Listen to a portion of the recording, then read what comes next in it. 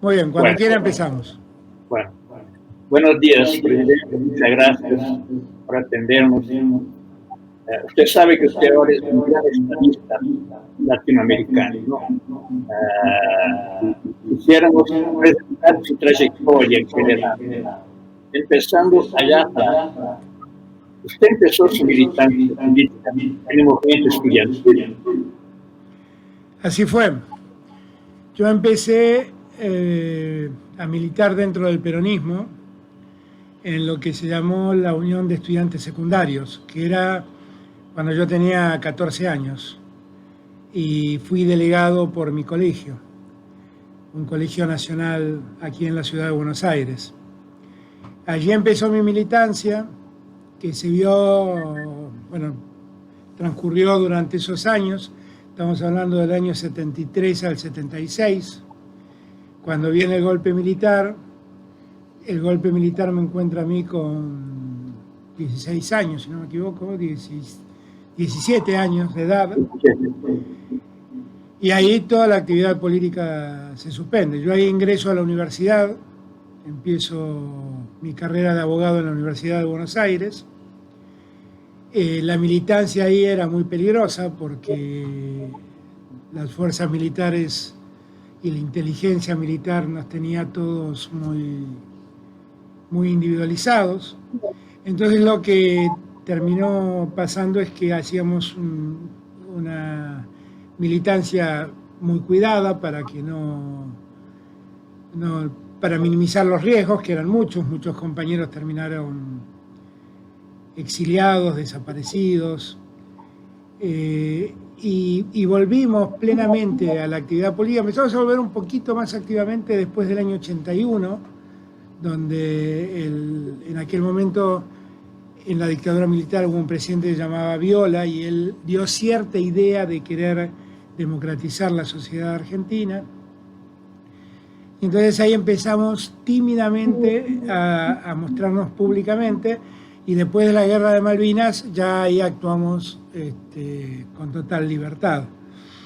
Usted empezó a ser peronista. ¿Cómo se dice? ¿Peronista se hace o se nace?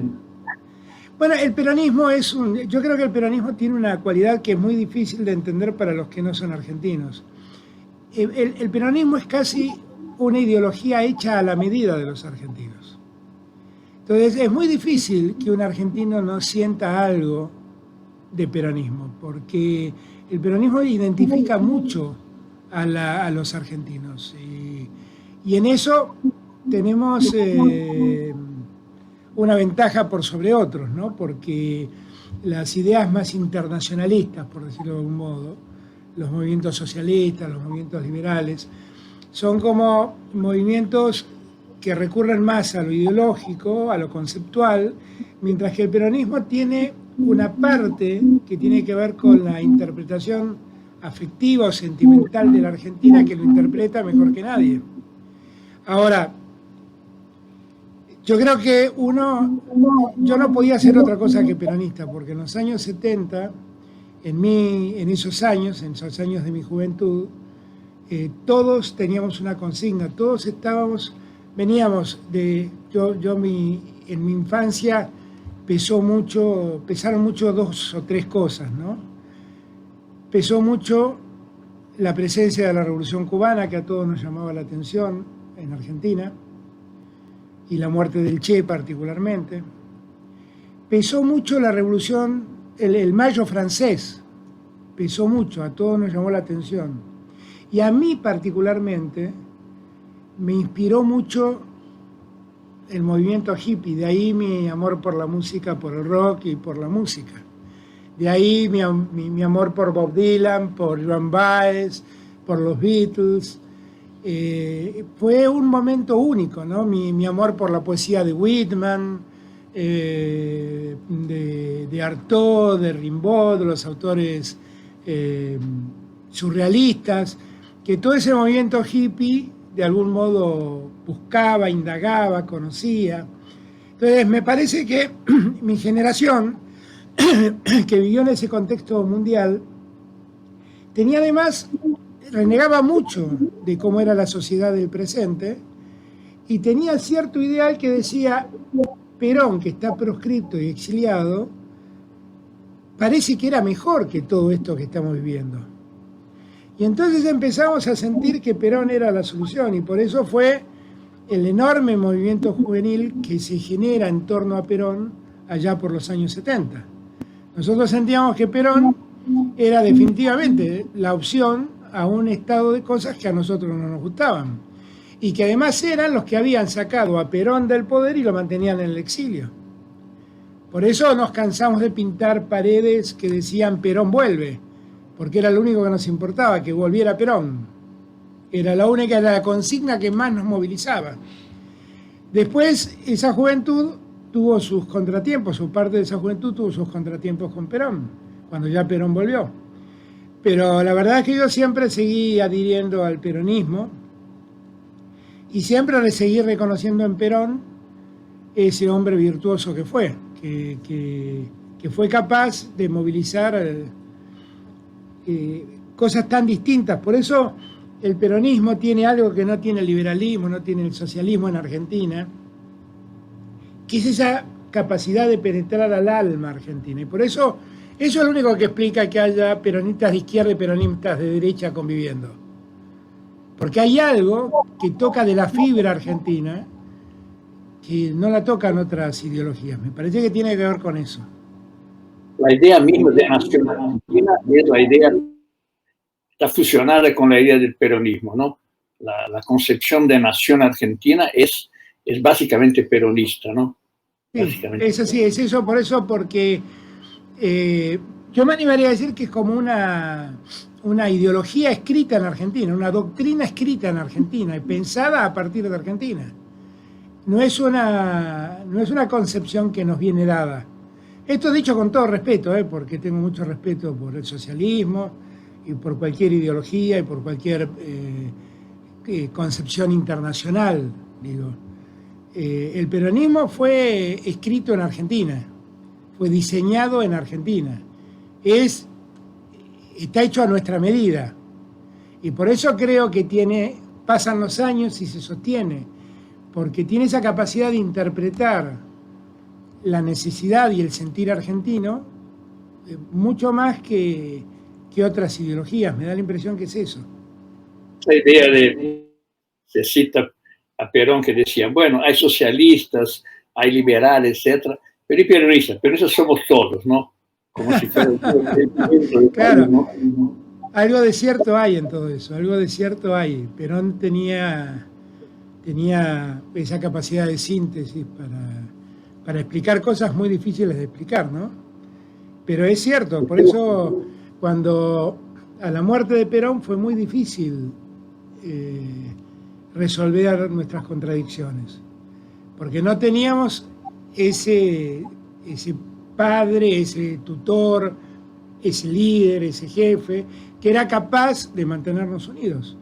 Y a su muerte se generó una gran disputa sobre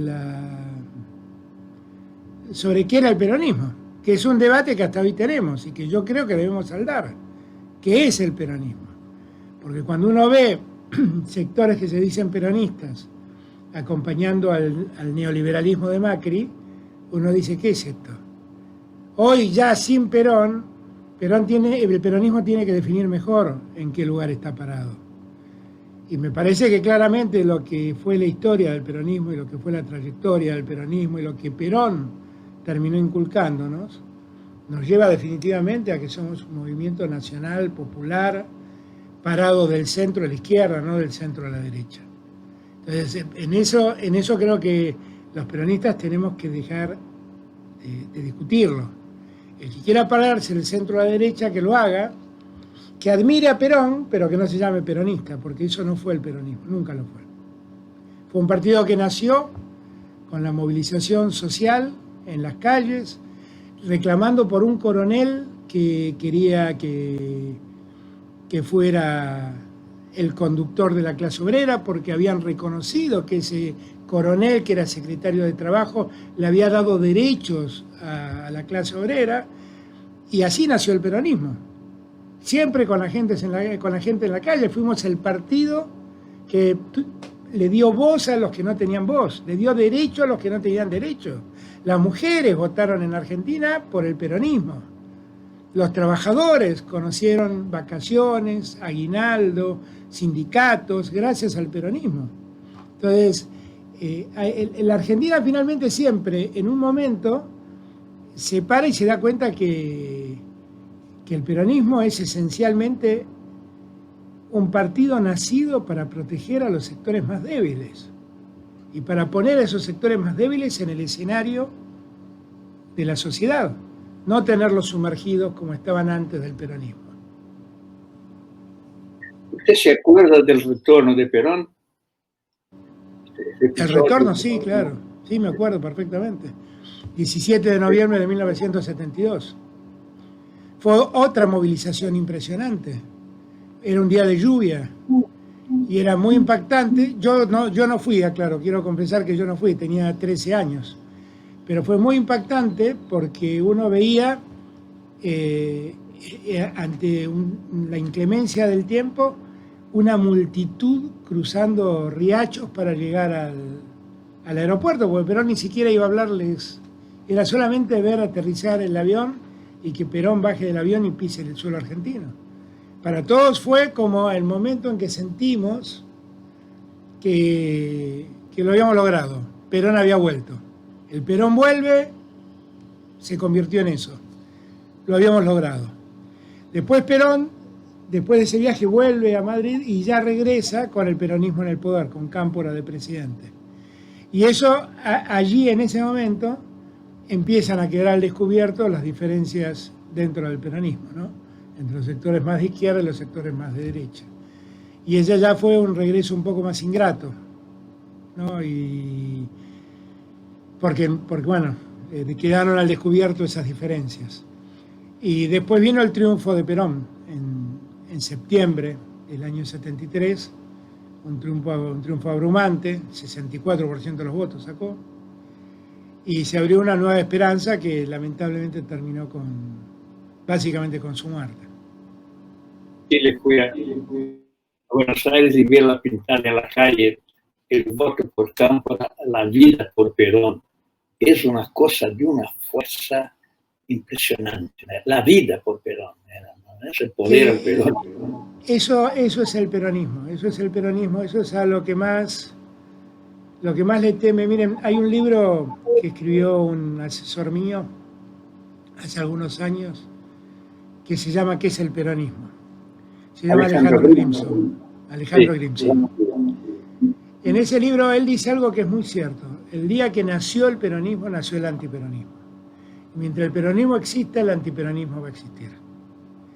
Y eso tiene que ver precisamente con la fuerza con que el peronismo irrumpió en la sociedad argentina. Y que hizo que millones de argentinos cantaran esa consigna de la vida por Perón. Y que hizo que el día de hoy uno entra a casas humildes y el retrato de Perón y Evita está colgado en las paredes de esas casas. Porque fue la primera vez que esos sectores sintieron que alguien se ocupaba de ellos. Y por eso dan la vida por Perón. Porque fuera de Perón, ellos sienten que pocos se ocuparon de ellos. El peronismo es un... Después, cuando se ponen a teorizar, y fundamentalmente con la mirada americana, norteamericana, la mirada europea, es un fenómeno difícil de entender para ellos, porque tratan de encasillarlo en un lugar, y es difícil de encasillar, porque el peronismo tuvo posiciones muy nacionalistas que algunos ven como actitudes fascistas, tuvo actitudes muy internacionalistas. Nadie habló sobre el cuidado del medio ambiente y la protección del planeta como habló Perón. Nadie. Y uno puede encontrar en ese discurso y en muchas de sus acciones políticas, desde el voto femenino hasta los derechos a los trabajadores, realmente una política, la expresión de una política muy progresiva, muy progresista, que definitivamente uno debería ubicar en los lugares que ocupa la política en la izquierda mundial. Todo eso para el que vive fuera de Argentina se le vuelve confuso, porque hay muy pocos movimientos nacionales en el mundo. Hay muy pocos movimientos que se expresan nacionalmente. Y el peronismo es uno de ellos. En Europa el nacionalismo es de derecha, ¿no? Incluso porque mi país es mejor que el tuyo, pero no tiene ese sentido antiimperialista que lo tenemos acá, ¿no? Que le da un tono muy distinto, ¿no? Que no es tanto un país es mejor que el otro, pero hay la idea de resistencia nacional a la dominación externa, ¿no? Que Perón lo ha expresado muy, muy fuertemente, muy bien, ¿no? Muy bien. ¿Quiere hablar de su formación? Diga. No, es exactamente así, es exactamente como usted acaba de decir, efectivamente, es una mirada muy limitada objetivamente. Nosotros, el peronismo fue creador de algo que Perón llamó la tercera posición, que era no ser cooptados por ninguno de los dos del mundo bipolar, ni lo que era el Estado socialista ruso, ni por el Estado capitalista de los Estados Unidos, y plantarnos en una tercera posición que atendiera básicamente los derechos de Argentina. Con esa lógica planteó su tercera posición. Y fue muy poco comprendida en el mundo esa tercera posición. Lecturas importantes en su formación, peronistas y no peronistas, digamos, u otras, ¿no? Esa es una pregunta interesante, porque yo siempre me pregunto por qué pienso como pienso. Y la verdad es que creo que yo he leído toda la bibliografía de Perón como todo peronista. Y evidentemente he escuchado mucho sus palabras, he escuchado sus discursos.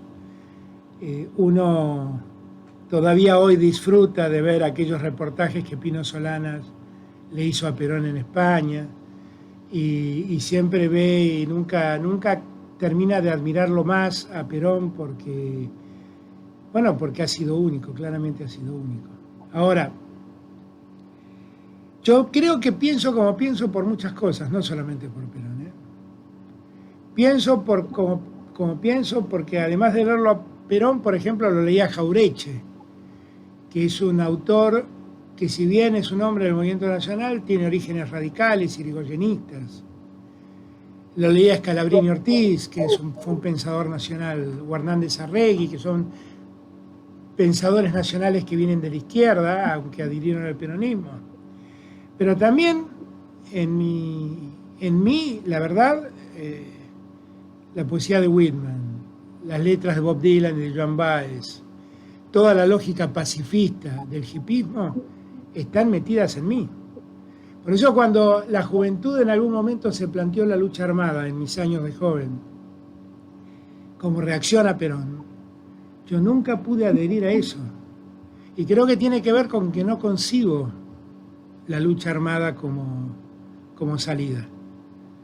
Y creo que tiene que ver en todo eso el pacifismo que me fue dado por personajes como los que acabo de nombrar, o los mismos Beatles, o el movimiento del rock en la Argentina, que todo eso pesó mucho en mí, pesó muchísimo. Y por eso yo no me animaría a decir que solo el peronismo ha generado esto que es mi ideología. Y también en la modernidad he leído muchos otros autores. Y he leído mucho sobre posmodernismo, que es el tiempo que nos toca vivir. Y es un tiempo bastante ingrato, porque el posmodernismo es la exaltación de todo lo que el peronismo se niega a exaltar. El posmodernismo es la exaltación del individualismo, es valorar el éxito por la fortuna, y la realidad es que todo eso tiene que ver poco con el peronismo. Y he leído mucho sobre posmodernismo. Y ahí, por ejemplo, hay un autor que siempre a mí me taladró la cabeza con las cosas que escribía. Creo yo que fue el mejor fotógrafo del posmodernismo, que es el francés Gilles Lipovetsky, que leí todos sus libros, me han hecho reflexionar sobre la sociedad moderna. La era del vacío, el imperio de lo efímero. Son libros que a uno le hacen pensar cómo el concepto de solidaridad se ha debilitado, cómo ha prevalecido el individualismo, cómo la idea del éxito se asocia solo a la fortuna dineraria y no a la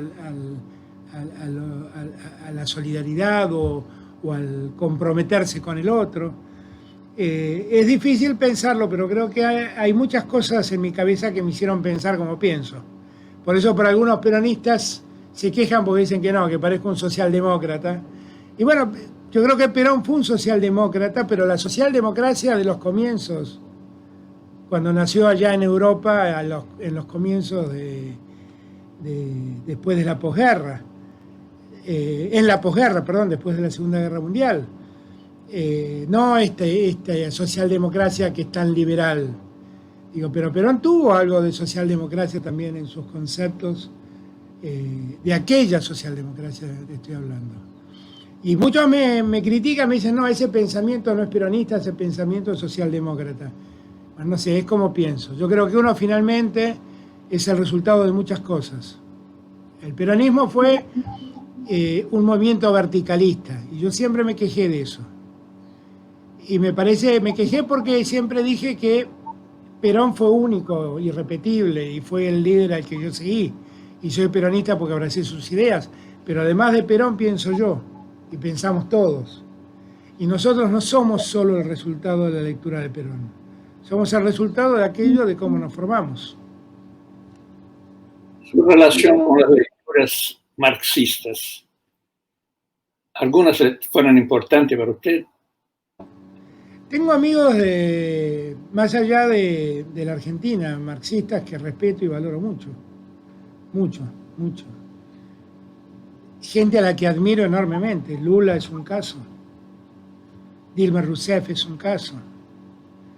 Gente que respeto y admiro mucho y valoro mucho, y cuyas ideas les presto singular atención. Chilenos como Michelle Bachelet o Marco Enrique Sominami, que son amigos queridos y que también su opinión la valoro particularmente. En la Argentina me cuesta encontrar en Argentina quién es el marxista en Argentina. Porque, ¿cómo? Textos de marxismo clásico, de Marx, esos autores tuvieron peso en su formación. Lo único que recuerdo, yo no leí El Capital, debo confesarlo. Sí leí El que pasa de Lenin, pero me parece un libro importante para aquel que abraza la política. Es un libro importante, pero siento que no, que sus conceptos son conceptos muy generales que poco tienen que ver con la Argentina, cosa que nunca veo cuando leo a Perón o cuando leo a cualquiera de los otros autores argentinos que le nombré, a Cook, a Jauretche, Scalabrini. Siento que ellos hablan de lo que me circunda. En cambio, siento que la literatura marxista que me llega está muy lejano a lo que pasa en Argentina. Esto con el máximo respeto, aclaro, porque creo que también el marxismo ha dado grandes pensadores como Marcuse y otros. Digo, no quiero descalificar de ningún modo. ¿Usted se acuerda del día de la muerte de Perón? Sí, claro que sí. ¿Estaba dónde? Acababa de llegar del colegio. Llegué a mi casa al mediodía, 1 de la tarde, más o menos, y se interrumpió la televisión, pusieron cadena nacional y apareció la esposa de Perón, Isabel Perón, vicepresidenta, comunicando su muerte. Y sí, claro, yo acá ahora estoy en la residencia oficial de Olivos, y créamelo, cada noche me voy a dormir, pienso, en este cuarto se murió Perón. Yo duermo en el cuarto donde se murió Perón. Entonces, y lo pienso permanentemente, ¿no? Hay muchas historias sobre que el fantasma de Perón está en ese cuarto. Yo no veo la hora que se me aparezca y me cuente un poco para dónde tengo que ir, porque sería maravilloso.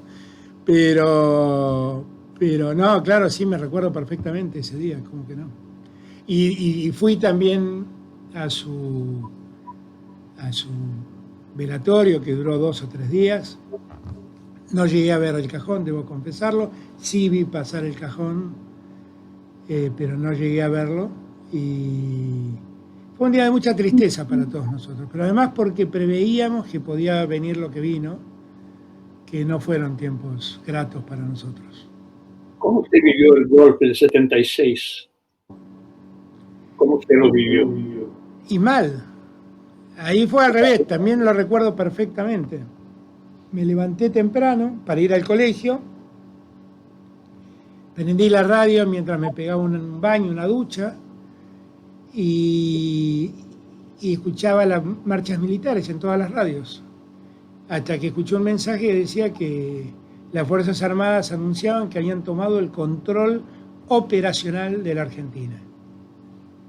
Y me duché rápido, salí y le dije a mamá, ¿qué es lo que está pasando? Que yo, mamá no estaba como noticiada, y salí corriendo al kiosco de diarios. El único diario que estaba en ese momento, a esa hora en venta, era un diario que se llamaba La Opinión, de Jacobo Timerman, un periodista que después fue perseguido y torturado por la dictadura, y anunciaba ya el golpe de Estado. Y a partir de allí todo fue distinto, porque nuestra vida cambió mucho, ¿no? En el colegio todos debimos ser más cuidadosos con lo que hacíamos. En el colegio vimos salir a compañeros que dejaron de ir al colegio, alguno de ellos terminó desaparecido, algunos se fueron del país. Mi padre, que era juez, fue declarado cesante por el gobierno militar en agosto de 1976, y la vida de todos nosotros cambió. Fue una vida donde necesitamos tener un ojo más para ver quién estaba detrás nuestro. Y ya en la facultad todo fue muy difícil, ¿no? Bueno, fue un estado dictatorial, pero particularmente perverso. Recuerdo perfectamente el día del golpe militar. Tuvo personas cercanas que quedaron desaparecidas. Claro, no familiares, pero sí amigos. Sí, amigos. Amigos que eran amigos de la militancia, amigos que no eran de la militancia del peronismo, pero eran de otras fuerzas políticas, algunos de lo que era la vanguardia comunista, que era una expresión maoísta en la política argentina. Sí, lamentablemente lo tuve que vivir. Aunque profundamente, pero tiene una relación con el radicalismo, ¿no? Bueno, el radicalismo tuvo inicialmente una expresión parecida a la de Perón, que fue en su nacimiento la presencia de Hipólito Yrigoyen, que fue acusado de las mismas cosas que fue acusado Perón por los sectores más reaccionarios de la Argentina. Lo que pasa es que después, con el correr del tiempo, el radicalismo fue como también teniendo otras expresiones sin el liderazgo que Perón supo tener. O sea, después de Yrigoyen, el radicalismo tiene un presidente que se llama Alvear, y Alvear es la expresión más conservadora que la Argentina puede recordar. Y de hecho, el alvearismo sigue de algún modo siendo una expresión hoy dentro del radicalismo. Después, Alfonsín fue un hombre que quiso modernizar al radicalismo, y la verdad vino con ideas muy renovadoras y muy pujantes en el año 83, tan pujantes que le ganó al peronismo. Y él fue, para mi generación, un buen ejemplo de la política, Alfonsín fue un socialdemócrata, él sí, un socialdemócrata en toda su dimensión. A él sí le influía mucho el pensamiento europeo de la socialdemocracia, Pero ser un socialdemócrata en ese momento en el radicalismo era revolucionario, ¿eh? Era realmente revolucionario. Y fue un hombre que además apostó mucho a los derechos humanos y al juzgamiento del pasado, pero lo pudo hacer en la medida de lo que puede hacer un presidente que sucede a la dictadura más cruel que la Argentina tuvo. Tuvo marchas y contramarchas, pero siempre expresó esa voluntad de que los responsables se hicieran cargo. Y fue un hombre de una gran honestidad, aspecto que en la política argentina pesa mucho, o a mí me pesa mucho por lo menos, porque la República exige honestidad de los hombres públicos. Pero creo que su muerte significó para el radicalismo una pérdida de rumbo clara. Y el radicalismo hoy está asociado a los sectores más conservadores de la Argentina, salvo algún sector que yo diría que está por fuera de las estructuras del radicalismo que nos acompañan. Pero el radicalismo estructuralmente se ha vuelto un partido absolutamente conservador, yo diría en su peor expresión. Para dar un salto, Perón decía que llegaríamos al 2000 unidos o dominados, ¿no? El 2000 estábamos así. De repente empezaron las elecciones de presidentes nuevos en América Latina.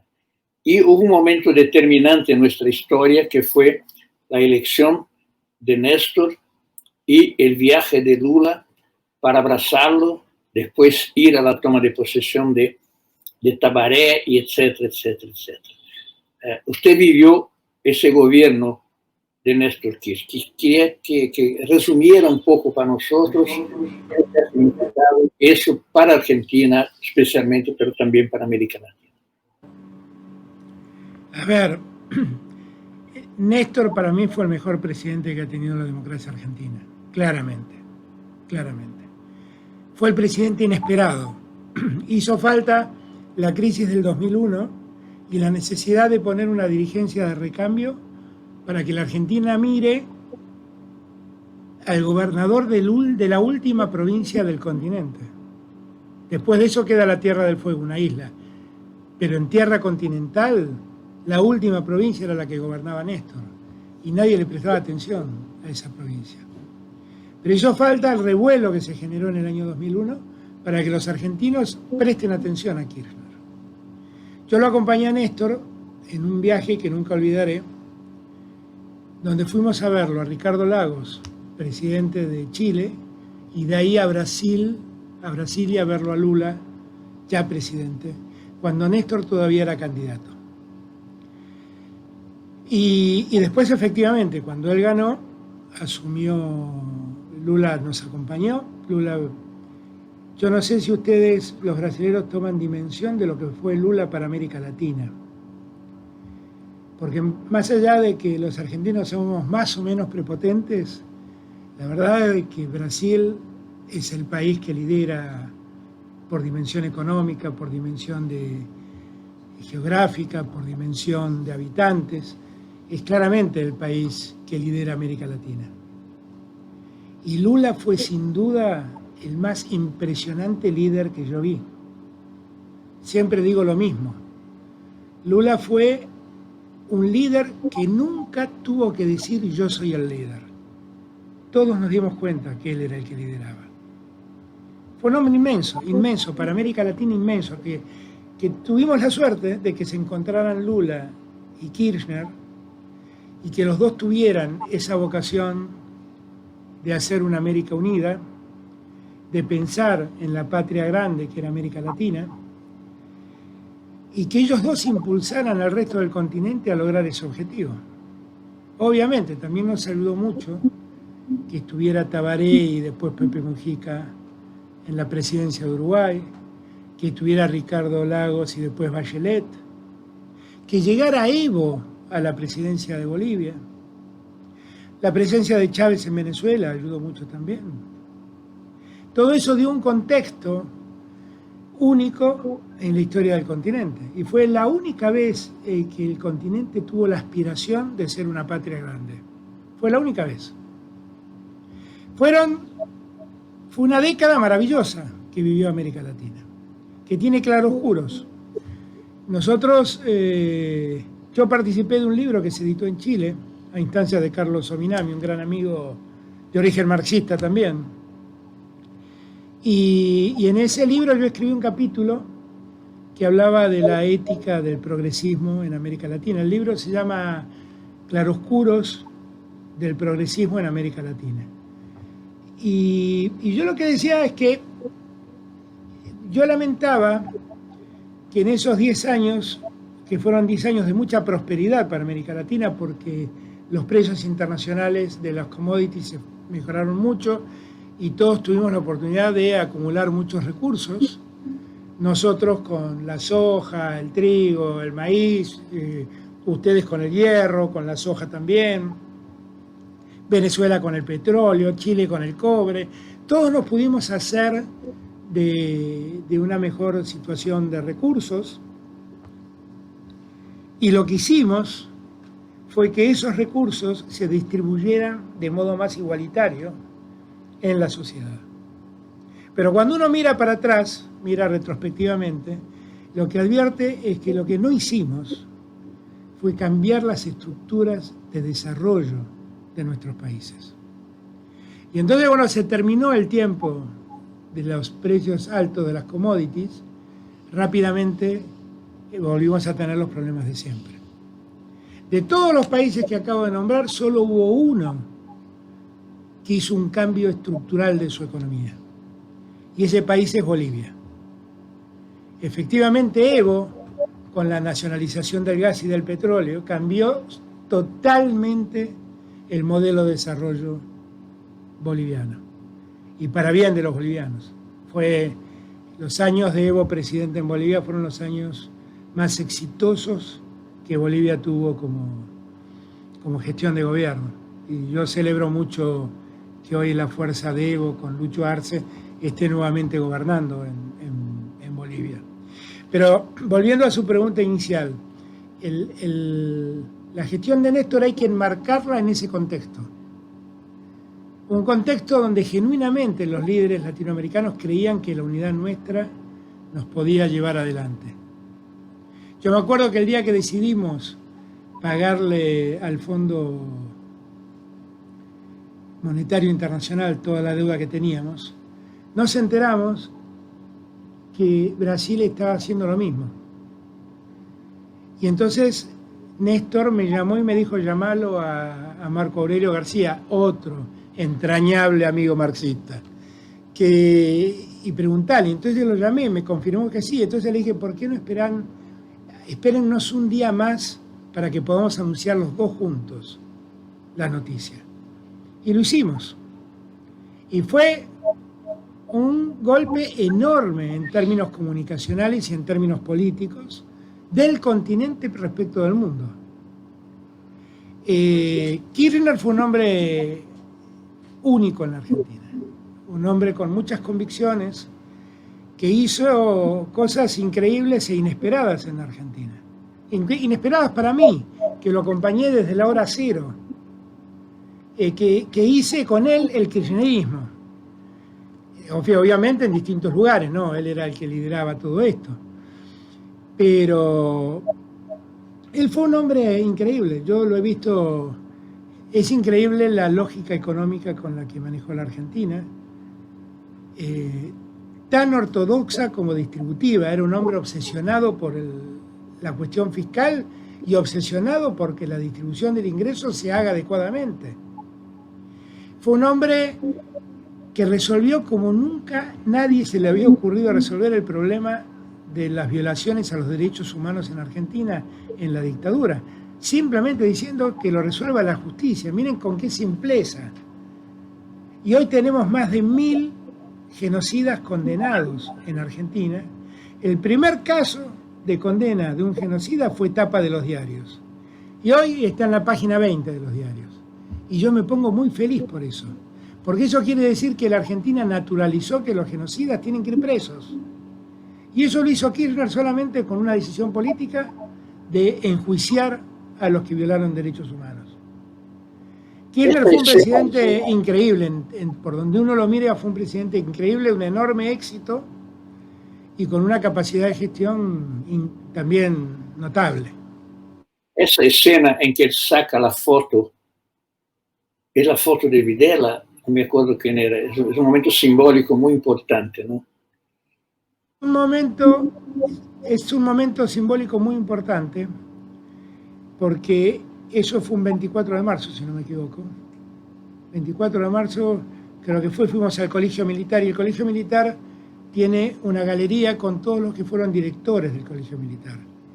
Y allí había dos dictadores, uno Videla y el otro Viñone, que fue el último presidente de facto de la dictadura. Y entonces la decisión de Néstor era que a las nuevas generaciones de militares no podían rendirle homenaje en esa galería a esos dos dictadores, que también habían sido los que lideraron la persecución, la muerte, el exilio de miles de argentinos. Y entonces tomó esa decisión de bajar los cuadros. Y fuimos allí, el ministro de Defensa de entonces, que fue un hombre muy importante en la toma de esa decisión, aprovecho hoy para decirlo porque lamentablemente falleció ayer, era José Pampuro, y allí fuimos a la casa, al Colegio Militar, y lo que fue un símbolo de que no se puede, no se le puede rendir homenaje a quienes han matado, torturado, asesinado y perseguido. Y fue un mensaje simbólico muy claro, como fue un mensaje simbólico enorme recuperar la Escuela de Mecánica de la Armada, un lugar que era un centro de detención clandestino a 2 cuadras, a 3 cuadras de la cancha de River. Entonces, esos fueron gestos que la sociedad supo leer como lo que eran. Era el fin de un tiempo, el fin de una época. Y era ponerle fin a una discusión que ya no iba a existir más entre los argentinos como no existe hoy. La discusión de si debían ser juzgados o no los que habían cometido semejantes hechos. Lula cuenta que preguntó a Duhalde quién iba a ser el nuevo presidente de Argentina. Duhalde le llamó a Néstor, apareció un flaco, alto, medio visco así, y dijo, él va a ser, ¿no? Y Lula desarrolló una relación estrecha, fundamental con él, le tiene un cariño y un amor enormes a Néstor, ¿no? Por todo lo que significó la relación. Además, porque todo lo que hacían para que Argentina y Brasil fueran enemigos, ¿no? Se los enemistaran uno contra el otro, lo que debilitaba a los dos. Por eso que ese abrazo de Lula con Néstor y la relación de ellos fue determinante para cambiar esa relación. Y eso nosotros sí. tenemos a usted un cariño extraordinario. Usted no sabe cómo nos llevó a las lágrimas usted salir en plena campaña electoral para visitar a Lula en la prisión en Curitiba. A usted puede parecer normal, pero en un tiempo con falta de carácter, de idoneidad, etc., es un gesto que nos toca, y a Lula también tiene una relación con usted de respeto enorme. Yo trabajo con él y tengo la misma significado de lo que él representa para Brasil. Bueno. Agradezco mucho. Lula para nosotros y para mí particularmente es todo lo que le dije antes. Es un líder continental, Lula. Y la verdad es que 1000 veces más haría lo que hice aquella vez, porque sabía de la injusticia que estaba padeciendo Lula. Y por eso después de visitarlo, fuimos con Celso Amorín y con Carlos Ominami en una reunión que yo mismo organicé con el Papa para pedirle al Papa que exprese su preocupación por la detención de Lula, y el Papa nos acompañó. La verdad es que la persecución que sufrió Lula es algo inadmisible. Y yo no digo esto para que el gobierno de Brasil se enoje conmigo. Lo digo porque estamos en un tiempo del mundo donde uno no debe soportar que esas cosas ocurran en ningún lugar del mundo. En ningún lugar del mundo. Y tenemos que unirnos. Si la globalización existe, la globalización no debe existir solo para hacer negocios. La globalización también debe existir para cuidar los derechos de los ciudadanos del mundo. Y allí donde se violan, tenemos que estar al lado de las víctimas. Y la persecución que sufrió Lula, bueno, lo digo conociendo de lo que hablo, porque soy abogado y además tuve oportunidad de ver cómo fue ese proceso y ese juicio a Lula. Así que la verdad lo único que hice fue hacer lo que debía, nada más que eso. Hice lo que debía. Bueno, somos víctimas de la judicialización, ¿no? Como fue Lula, como Evo, como Cristina, como Rafael Correa, de alguna manera, ¿no? Ahora, hablar un poco de su experiencia. De repente usted fue escogido para ser candidato a la presidencia de Argentina. ¿Cómo lo sintió usted esa situación, esa circunstancia? No, fue algo totalmente inesperado. Yo realmente tenía una sola obsesión y era que Macri dejara el gobierno, que Macri no volviera a ser presidente. Y por eso me esmeré tanto en unir al peronismo, que estaba muy desunido. Y yo mismo era parte de la desunión, ¿eh? No es que yo... Tuve que uno por uno ir convenciéndolos de la importancia de estar juntos, de estar unidos. Y perdón que está acá mi perro ladrando. ¿Cómo se llama? Dylan, en honor a Bob Dylan. Se llama Dylan, en honor a Bob Dylan. Sí, en honor a Bob Dylan se llama Dylan. Y fue totalmente inesperado para mí, pero la verdad es que yo trabajé mucho para que nos pudiéramos unir, todos los peronistas y todas las fuerzas progresistas, en un proyecto común, ¿no? Siempre dije que la unidad era una condición necesaria para ganar, pero en una condición suficiente. Después necesitábamos hacer algo en la gestión para volver a ganar la confianza pública, que objetivamente se había perdido. De hecho, se perdieron las elecciones del 2013, del 2015 y del 2017. O sea que había que ser capaces de ofrecer y de hacer algo distinto para que la gente tuviera nuestra confianza. Cuando Cristina me lo dijo, la verdad me sorprendí. Ella me dio sus explicaciones. Cristina es una mujer de una enorme inteligencia y creo que las explicaciones que daban eran todas válidas. Yo aún así le dije que pensara, que podía ser ella la candidata y yo podía ayudarla encantado a que ella fuera. Pero ella veía ciertas limitaciones. No por ahí para ganar la elección, sino para poder gobernar. Y con lo difícil que me está haciendo a mí el antiperonismo al gobierno, creo que a ella le hubiera sido mucho más difícil aún.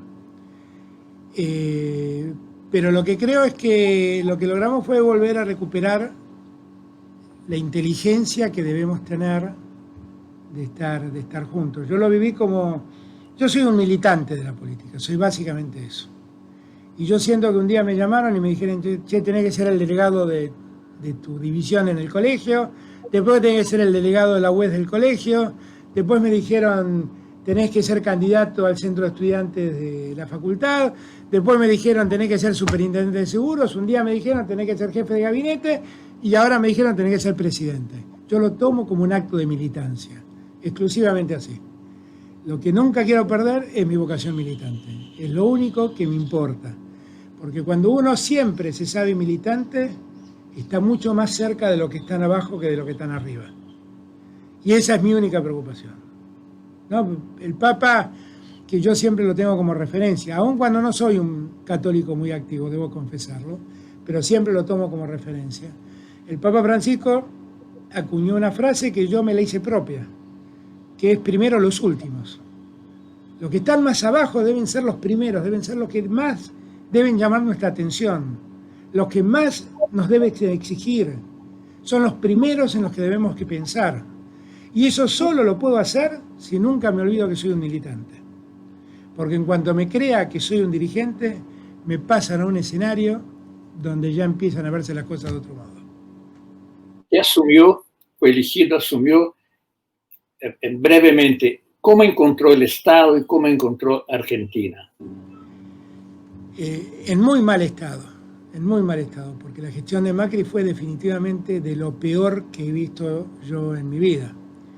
Macri fue alguien que funcionó muy mal como presidente, que endeudó al país peligrosamente, que dejó un déficit fiscal enorme, que durante sus 4 años de gestión, 3 años la Argentina tuvo una caída permanente del consumo, que perdió 25.000 empresas en el trayecto, que se fue dejándonos 53 puntos de inflación y una deuda impagable. Piense usted que nosotros este año, en el año 2021, si no hubiéramos renegociado la deuda con los acreedores internacionales, teníamos que pagar 12.500 millones de dólares.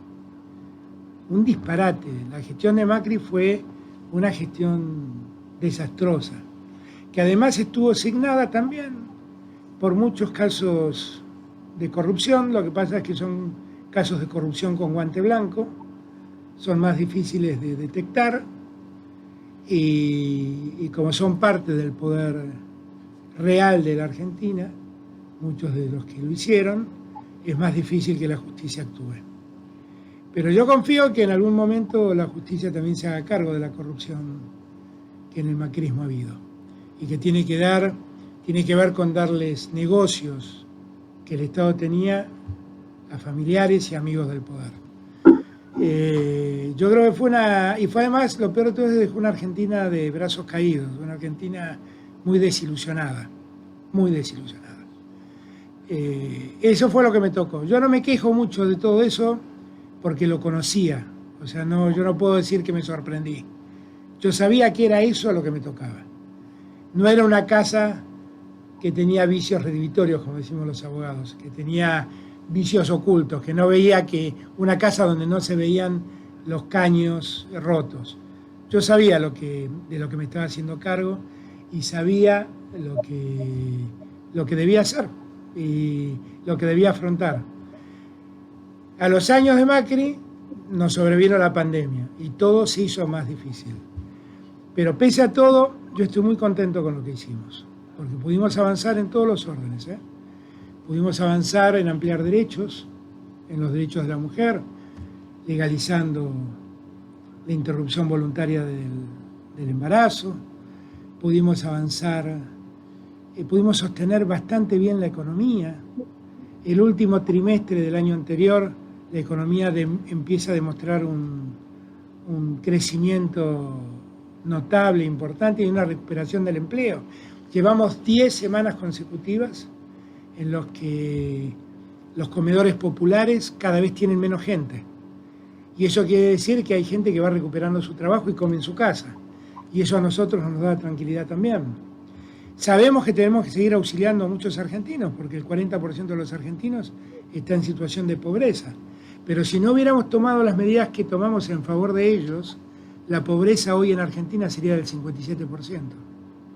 La indigencia, que hoy es del 10%, sería del 17%. Del 27%. Entonces, yo creo que nosotros hicimos mucho, trabajamos para cuidar que la pandemia no hiciera un estrago, tuvimos que recuperar un sistema de salud pública que el macrismo había destruido hasta eliminó el Ministerio de Salud, el macrismo. Entonces, tuvimos que recomponer todo eso en tiempo urgente, pudimos atender a todos, nunca tuvimos la saturación de un hospital, todos los que necesitaron atención médica la tuvieron, a nadie le faltó asistencia respiratoria si lo necesitó, y nos empezamos a ocupar de la vacuna cuando escuchamos hablar de que la vacuna podía venir, hicimos un acuerdo con la Federación Rusa y empezamos a recibir vacunas y los argentinos ya se están vacunando y todo eso a nosotros nos da tranquilidad, la tranquilidad de haber cumplido y de seguir cumpliendo. Lo de Macri yo espero que sea un tiempo que se supere, no que se olvide. Porque durante muchos años en Argentina dijeron hace falta que venga un empresario exitoso y maneje al Estado como si fuera su empresa. Bueno, cuando los empresarios exitosos manejan al Estado como si fuera su empresa, se llevan el dinero del Estado, que no es su empresa. Para terminar, presidente, usted fue el primer presidente latinoamericano que ha tomado la vacuna. Frente a los prejuicios y todo, ¿cómo se siente no le ha pasado nada. En Brasil hasta se mencionó que se podía volver cocodrilo, podía pasar cosas rarísimas, que había un chip que podía controlar el cerebro, etc. Viniera de China. Se tomó una vacuna rusa. ¿Qué le ha No, sí. pasado? Primer punto. El primer punto que tenemos que discutir, que a usted le va a interesar la observación, es por qué le llamamos la vacuna rusa. Porque a la vacuna inglesa no le decimos la vacuna inglesa, hablamos de la vacuna de Oxford. Y a la vacuna norteamericana no le decimos la vacuna norteamericana, le llamamos Pfizer. ¿Por qué a la vacuna rusa no le decimos la vacuna de Gamaleya en vez de la vacuna rusa? Porque precisamente detrás de las vacunas hay un enorme negocio y hay también una discusión geopolítica. Simplemente por eso. Fíjense que a la vacuna china no la llaman la vacuna de CanSino, la llaman la vacuna china. Y a la vacuna rusa no la llaman la vacuna de Gamaleya, la llaman la vacuna rusa. Ahora, nosotros tenemos que advertir que no podemos ser víctimas de esa discusión geopolítica. Y si nosotros creemos en el multilateralismo, tenemos como países latinoamericanos ir a buscar la solución allí donde nos la den. Y la verdad, a mí la vacuna no me importaba si venía de Inglaterra, de Estados Unidos, de Rusia, de China o de cualquier otro lado. Me importaba que llegue la vacuna, porque lo que hay que entender es que hay muy pocos lugares en el mundo con capacidad de desarrollar vacunas. Son muy pocos los institutos y los laboratorios que tienen capacidad de desarrollar vacunas. Con lo cual uno sabe que la oferta es muy reducida, es muy acotada. Y también uno sabe que esos laboratorios han desarrollado una tecnología y una capacidad científica extraordinaria. La vacuna rusa ya llevamos dadas cerca de 300.000 dosis y nadie ha expresado ningún efecto colateral inadecuado. Y yo me di la vacuna con mucha confianza. El Instituto Gamaleya es un instituto reconocido mundialmente, que tiene premios Nobel en su historia. Pero bueno, nada de esto se habla. Y me he dado la vacuna y nada ha cambiado. Fíjese que le sigo diciendo que leo muy pocos marxistas. A pesar de la vacuna rusa, sigo sin leer a marxistas. Así que se dará cuenta que no tiene ningún efecto contraproducente esto. Muchas gracias, presidente. Yo estoy loco para tomar mi vacuna, cualquiera que sea, y para volver a Argentina, a mi Buenos Aires querido, donde he vivido varios años, con lo cual tengo relaciones muy estrechas. Le agradezco mucho. Cuando esté aquí me gustaría mucho poder recibirlo. Jorge Italiana me ha hablado mucho de usted y me gustaría mucho poder conocerlo. Muchas gracias por la entrevista. Suerte. Espero le haya servido. Espero le haya servido y le agradezco su tiempo. El respeto enorme que tenemos todos por ustedes. Muchas gracias. Muchísimas gracias. Gracias. Adiós.